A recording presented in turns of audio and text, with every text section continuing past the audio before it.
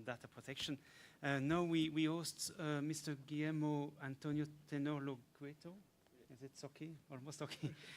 He is Doctor of Law by Universidad Panamericana. His second doctoral studies also in law. He made them at Salamanca University in Spain. He has been General Director of the Center for Higher Studies in Administrative and Fiscal Justice of the Federal Court of Administrative Justice in Mexico. Also, he has been Director of the Legal Research Institute and Academic Secretary of the Law Postgraduate at the Universidad Panamericana. Currently, he is Postgraduate Programs Director of the Government and Economic School at the Universidad Panamericana, and is author of 11 books on computer liberties and more than 40 articles on information law published by various specialized legal journals. He is member of the National System of Researchers, and he has lectured in the field of information law in various national and international forums. Welcome. Thank you very much. Muchas gracias a Infotec, al INEGI, por la invitación, a todos los que participaron activamente en que pudiera yo estar aquí, desde los temas más simples hasta los temas más complejos respecto a la revisión de la presentación o los temas logísticos. De verdad que muchas gracias. Y fíjense que yo voy a enfocar mi presentación al tema de los avisos de privacidad y a lo que está ocurriendo en México con los avisos de privacidad desde el sector privado y que tienen o que trabajan proyectos de Big Data. Entonces, para empezar, le voy apuntando hacia… Ahí está, perfecto, estupendo. Entonces, les quiero contar una pequeña anécdota que me pasó justamente el día de hoy por la mañana con mi hija pequeña. Entonces, cuando yo iba a dejar a mi hija pequeña hoy en la mañana, se me ocurre, como seguramente nos pasa a muchos de nosotros, utilizar una app que se llama Waze. Y Waze es una cosa maravillosa, ¿no? Hasta, si la pusiéramos en el contexto de otra época, podríamos decir que es algo como mágico, ¿no? De repente yo me subo al coche, abro la aplicación y sabe perfectamente a dónde voy a las 6:20 de la mañana, ¿no? Que es a dejar a mi hija al cole. Entonces me dice, tú vas a tal lugar. Y entonces mientras Waze me estaba diciendo eso, mi hija me dice, ¿y esa señorita cómo sabe que vamos a mi colegio? Y entonces yo le dije, bueno, porque yo la doté de unos datos, siempre hacemos la misma ruta. Y me dice mi hija, ¿pero tú se lo dijiste? Y yo, no, yo ni la conozco, ¿no? La conozco. Y entonces mi hija se queda callada por un minuto y dice, ¿pero cómo es posible que si tú no le dijiste a dónde vas, ella pueda saber a dónde vamos? Y le dije, bueno, le expliqué un poco el tema de tecnología y me dice, eso a mí me da miedo, mi niña pequeña, ¿no? Claro, fíjense, detrás de todo esto, en última instancia, como lo pongo ahí en la presentación, no es lo mismo un simple dato. Yo pongo del lado izquierdo el correo electrónico y pongo del lado derecho todo un perfil de una persona donde vamos depositando una serie de datos y cuando cazamos todos esos datos, no solamente sabemos a dónde nos movemos, ¿no? Sino sabemos cuáles son nuestras preferencias, nuestros hábitos de consumo, nuestros gustos por la lectura o nuestros gustos por la jardinería, ¿no? Entonces, si multiplicamos esta información en un número exponencial de datos, pues tenemos lo que estamos hablando aquí desde hoy en la mañana y acabaremos el día de mañana, ¿no? Algo que es maravilloso. ¿A quién no le gusta, por ejemplo, pensar en ni siquiera ir al supermercado gracias a que el refrigerador envía al supermercado la información y el supermercado a lo mejor me puede surtir la compra? Una cosa maravillosa. Yo eso se lo pido a Dios a diario, ¿no? Cuando mi esposa me dijo, vamos al supermercado, digo, ¿por qué no ha llegado la tecnología ya y se instaura en mi casa, ¿no? Claro, pero detrás de todo eso, como bien adelantaba Miguel, como bien lo dijo Lina y como desde la mañana lo adelantó Andrea, detrás de cada número, detrás de cada dato, pues hay una persona, ¿no? Un individuo que no tenemos que ver como una suma de patrones de comportamiento y hábitos de consumo, sino como un ser humano que siente, tiene derechos, que valora su privacidad por encima de todo. Detrás del comentario de mi hija, pues hay esto, ¿no? Esa expresión muy de los niños de qué miedo, porque alguien más sabe algo de ti que tú no se lo has dicho, no deja de ser una expresión prototípica de algo muy inherente al ser humano, que es la protección de la vida privada. Les voy a contar un poco lo que está pasando en México en materia de avisos de privacidad, de acuerdo al programa institucional que reveló el INAI, el programa institucional 2016-2020. El INAI, órgano garante en materia de protección de datos. Miren, 3 de cada 10 empresas en México cuenta con avisos de privacidad. 3 de cada 10.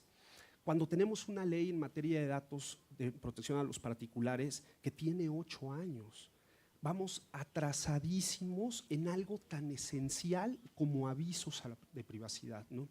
Desde luego, las microempresas, las pequeñas empresas, las medianas empresas son las más proclives a no tenerlo.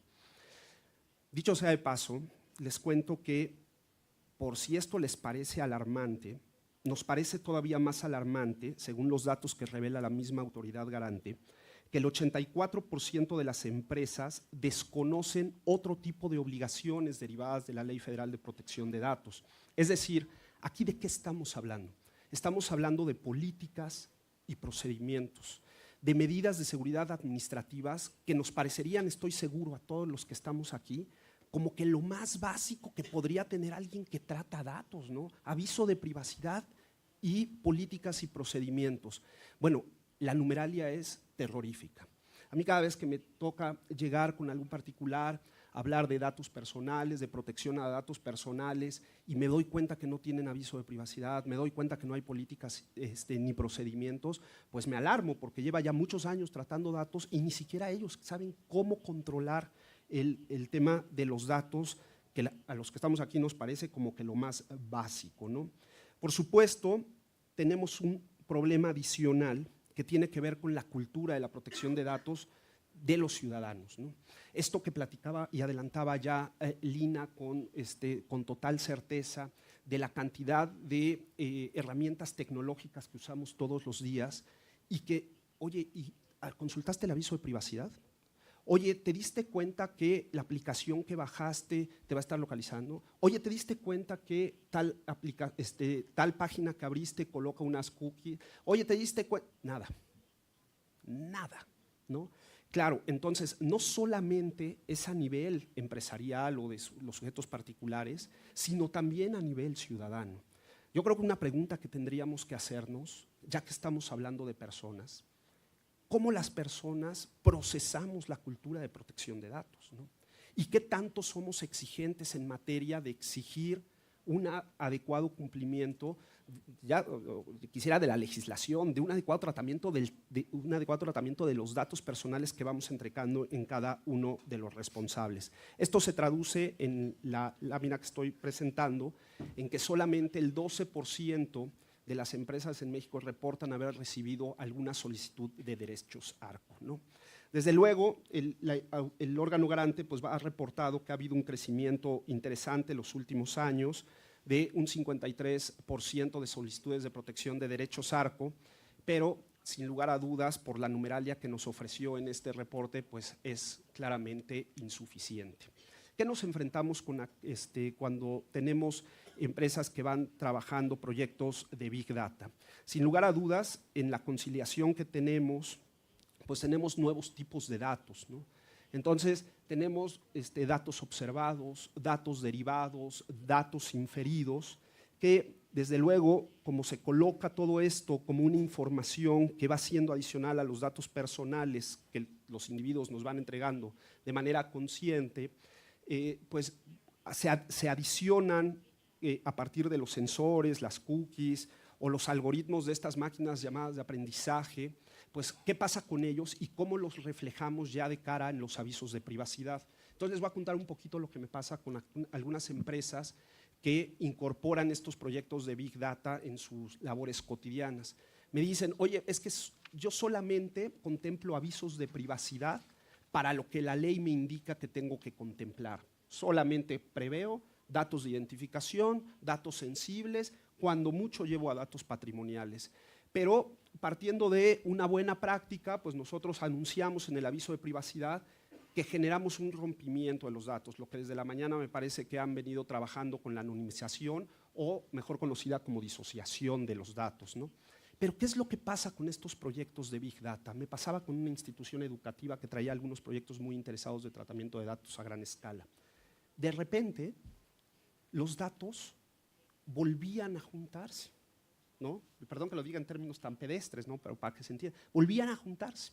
Y entonces, claro, de una primera disociación que teníamos en el proyecto de tratamiento de datos, luego los datos al volverse a juntar generaban la clara identificación de perfiles. Y entonces nos preguntan, ¿debo prever un segundo aviso de privacidad?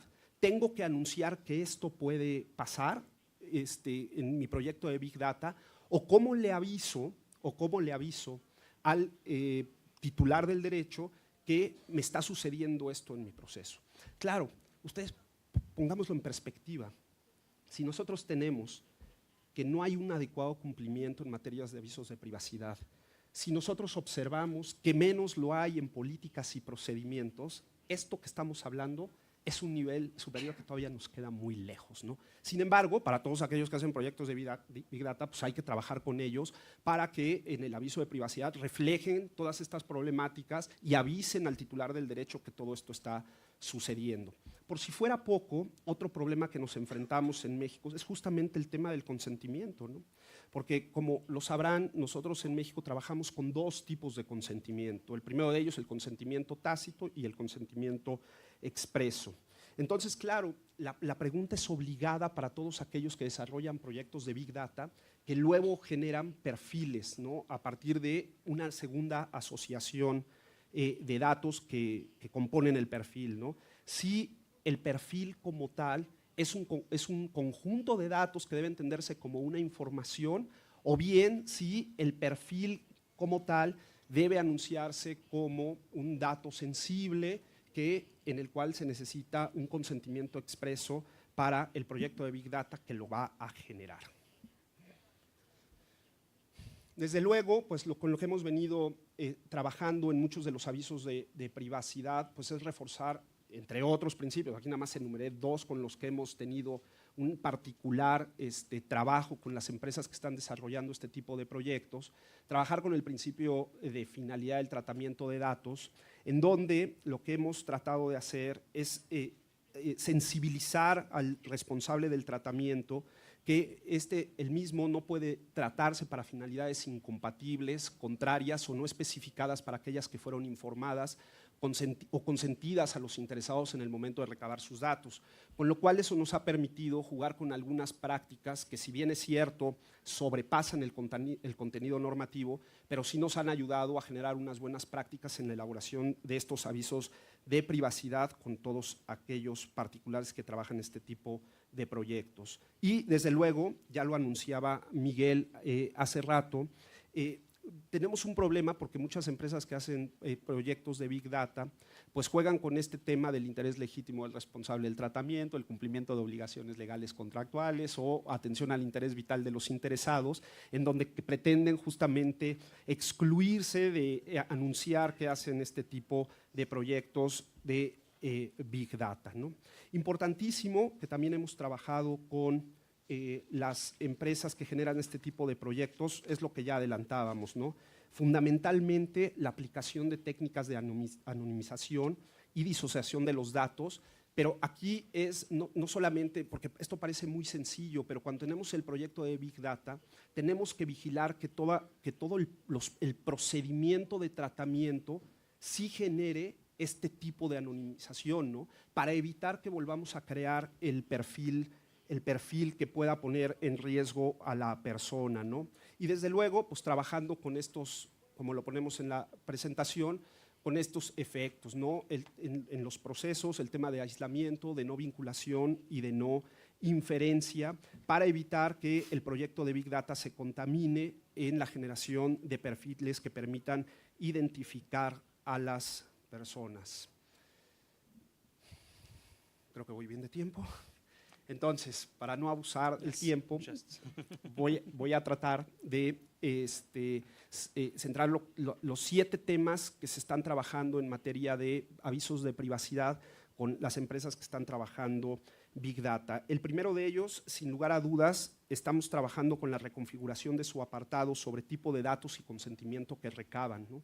Porque sí está generando todo un problema el decir en el aviso de privacidad que pongo, sobre todo de cara a los posibles procedimientos de protección de datos que lleve la autoridad respecto a estos particulares, o bien respecto, si es el caso, de los procedimientos de verificación que, como ustedes sabrán, pueden acabar en una multa cuantiosa. Entonces estamos trabajando en la reconfiguración del apartado sobre tipos de datos, especificando, ojo, aunque la normativa no lo prevea, especificando los tipos de datos con los cuales estamos trabajando. Segundo, pues garantizar que los datos personales que se utilizan no sean excesivos y sí relevantes, ¿no? Sobre todo en aquellos que están trabajando en los proyectos de Big Data.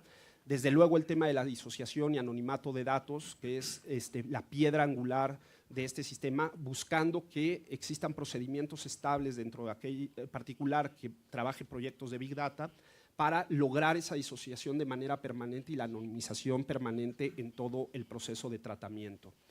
Procesos de evaluación de impacto de la privacidad, que esto lo estamos haciendo sobre todo a nivel procedimientos, para ver justamente, evaluar todos los procesos de los particulares que generan proyectos de Big Data, para ver que no tengamos una nueva asociación de los datos.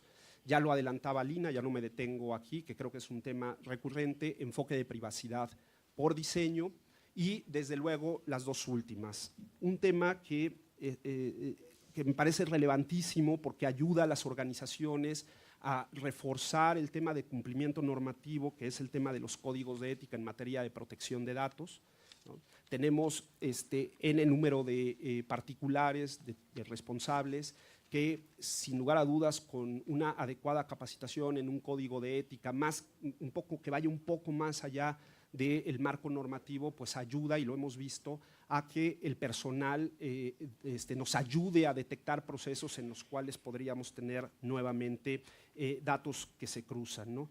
Y pues la última, ¿no? Implementar auditorías internas y externas, tanto de los algoritmos de Machine Learning para verificar si hay sesgo, discriminación o errores, ¿no?